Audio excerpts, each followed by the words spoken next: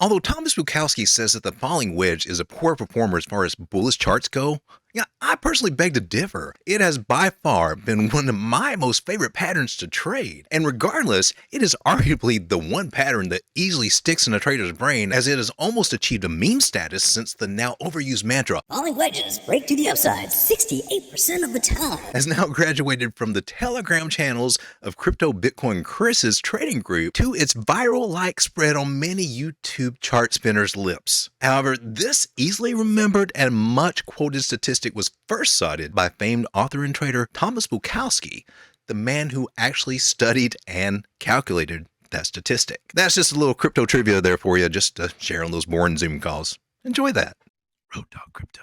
Welcome everyone, you're watching the first official pattern breakdown video for the Chart School 150 series here at Road Dog Crypto. These are intended to be about 5-minute videos that will take a quick short look at the most common and most probable chart patterns that you can expect to encounter when trading the market. Now we'll draw heavily on the legendary data of Thomas Bulkowski as our textbook for this section of the course, which can be freely accessed at thepatternSite.com.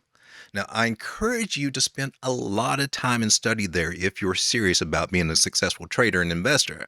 Now, these videos will also be time-stamped at the bottom to all the good parts just to help you out. If you have not yet seen the 104 video, not your grandma's chart pattern video, then I highly recommend that you watch that first. Don't skimp. And now, ladies and gentlemen, and all those in between or neither, allow me to present the Falling Wedge. Now, according to Bulkowski, to identify a falling wedge pattern, it should have the following characteristics. The trend leading to the falling wedge can be from either direction, it could be either from up or down. And the shape that is formed by the price action forming two downward sloping and converging trend lines.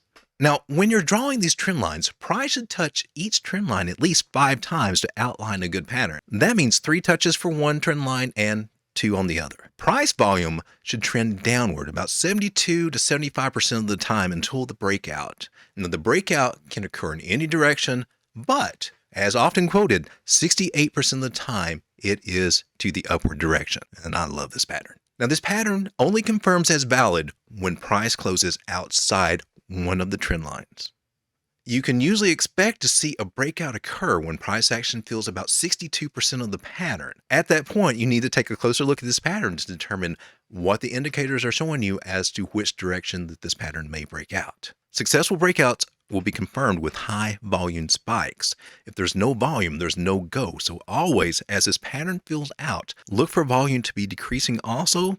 And then when the breakout occurs, there should be a big jump in volume. Very important.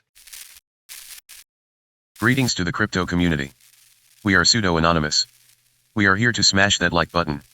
We believe this content needs to reach more people like you. We are watching. We are listening. Most importantly, we are liking and subscribing. We are Pseudo Anonymous. Expect us.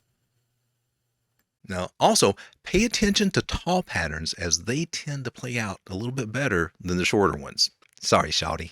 Now, there are a couple ways to estimate a measured move. Now, most traders will take the distance from the top peak and measure straight down to the bottom trend line. Now, this measure is then placed at the point of the breakout, and that will yield a price target to anticipate after the breakout for a price to hit. Bulkowski's method is just a little bit different.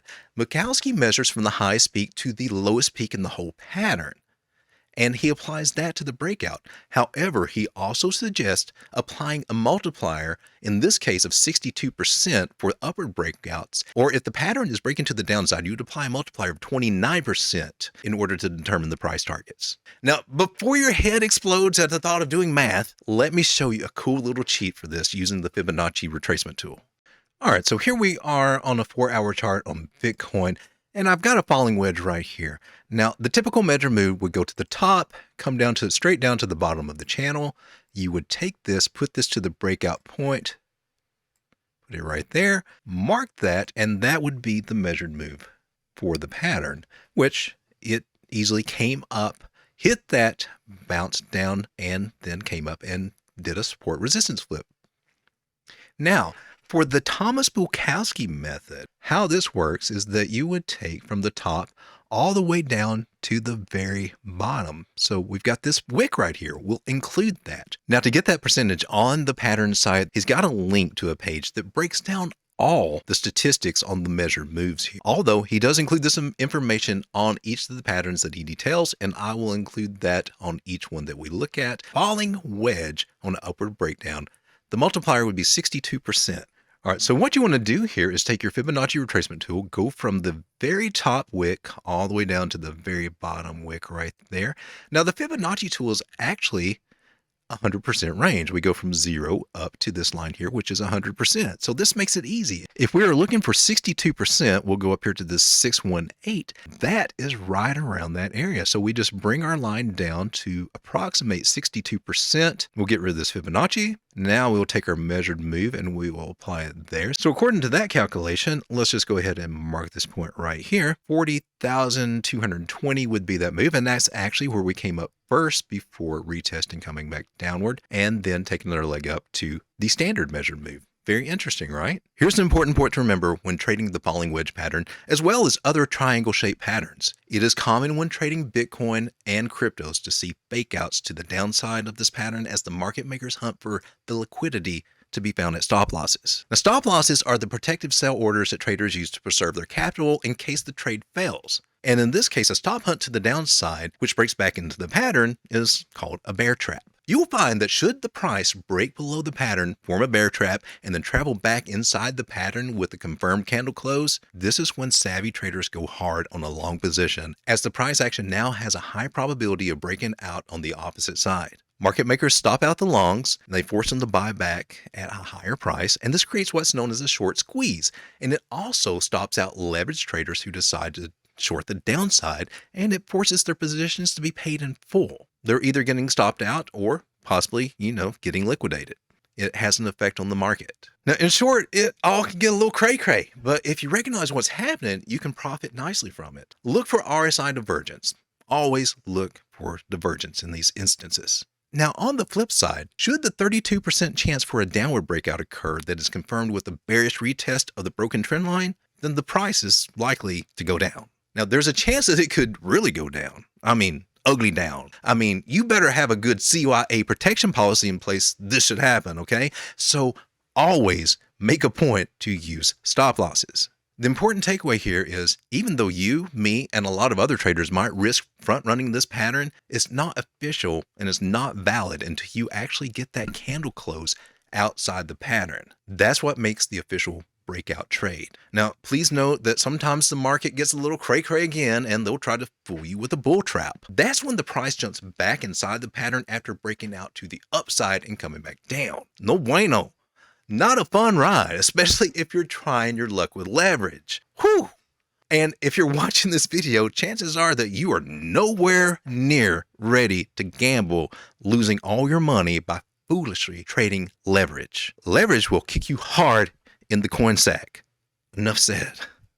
Now, one trick to determine if price action is a fake out is to watch the volume. Successful breakouts will have healthy, large volume spikes to support the move. If you don't see the volume coming in, the rally's not going to last and it will prove to be a bear or a bull trap. Although there is a more complicated calculation for stop loss placement and position size, we'll cover that a little bit later on. But for now, we'll cover what most traders do when it comes to determining stop loss placement. Now, according to pattern trading basic strategy, stop losses should be placed below the bottom trend line. Unfortunately, that's the same area that market makers go looking for stop losses when they're on the stop loss hunt. So know this, while you are learning to trade and strictly follow the breakout trading rules, just accept that you will get stopped out on a lot of trades. Now, this can be very frustrating at times, but it's part of the breakout strategy. However, I ain't being stopped out just as much as the next guy or girl or ambiguous other. It sucks when it's a stop hunt. Now, it's a blessing when it saves your butt and price keeps going down, but when it's a stop loss and you're stopped out and now you have to buy back higher, horrible. Feels terrible. So one option that you have is to risk a lower stop loss area. So ideas are to place it below the nearest major area of support. Perhaps maybe below the previous lower low. It's a good place. Maybe beneath a Fibonacci level. The important thing is to just be cool with losing that much capital should it actually get hit.